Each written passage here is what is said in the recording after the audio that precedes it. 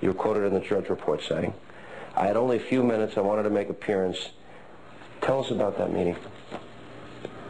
They came in, but just before they did, the driver who had gone to the airport and picked him up came over to me and said that he was a local pharmacist in this area, and I think he's relocated now into Fayetteville. But he told me, he said, the whole topic of conversation from the airport was you, and are you going to be there?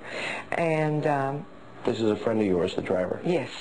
And he told you He that? came over to me and said that, and I really didn't know what to think about that. The minute they came in the door, I'm standing over in the living room area, and I see them come through the kitchen area, and I see her going up to someone, and they're pointing at me. And I see him go the opposite direction. I assumed when they came in, if I was still there, that he might come up and say something. But she made her way just as quick as she could to me. And what happened? Well, I almost got nauseous when she came over to me. And she came over to me, took a hold of my hand, and said, I've heard so much about you, and I've been dying to meet you, or been wanting to meet you. I can't, it's just paraphrasing right now. And she said, I just want you to know how much that Bill and I appreciate what you do for him. And I said, well, thank you. And I started to turn and walk away. This woman, this little soft-spoken, pardon me for the phrase, dowdy woman, that seemed very unassertive, took a hold of my hand and squeezed it and said, do you understand everything that you do? I could have passed out at that moment, and I got my hand from hers and I left. How hard was she? She was really squeezing. Yes. She was just holding on to my hand. She didn't, because I had started to turn away from her, and she held on to my hand, and she said, do you understand everything that you do? I mean, cold chills went up my spine. That's the first time I became afraid of that woman. You interpret that to mean she knew about the incident?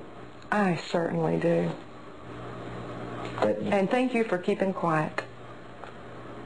The final part of my exclusive interview with Juanita Broaddrick. Is something motivating you? There's something you want to say? Why did you want to come out now? I think it's because they have turned a deaf ear, to my situation.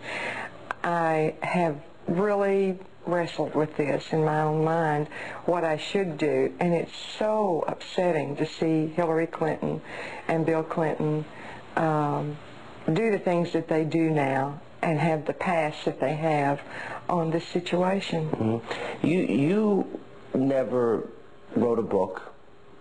You never sold your story. You've had a lot of offers? I've had a couple of offers as well. Mm-hmm. But you never did. Hillary, our book comes out, as you know, it's out this week. Yes. 1 million copies are in print. It's a pretty large first printing. We read $8 million she got for the deal. One of the things she says in this book is that Bill had lied to her up until 2 days before she gave her grand jury testimony. He gave the grand jury testimony. And she said he came to her that morning, admitted the Monica Lewinsky thing. Let me read you what she says. I could hardly breathe. I was gulping for air. I started crying and yelling. What do you mean? What are you saying? Why did you lie to me? She said she didn't have a clue. She believed him up to that point. That is unbelievable. It's Why? Completely unbelievable, because I think she's always known, at least for the 25 years that I've been familiar with them, I think she's always known. I think she's always covered up for him. And like I've said before, I can't imagine someone covering up what a man and her husband has done just for the sake of power. You think that's what it's about? Yeah, I think it's power, and I think it's money. Let me say we did offer President Clinton, Senator Clinton, and their respective camps time to appear and respond tonight to the allegations. Neither party responded to our repeated offer.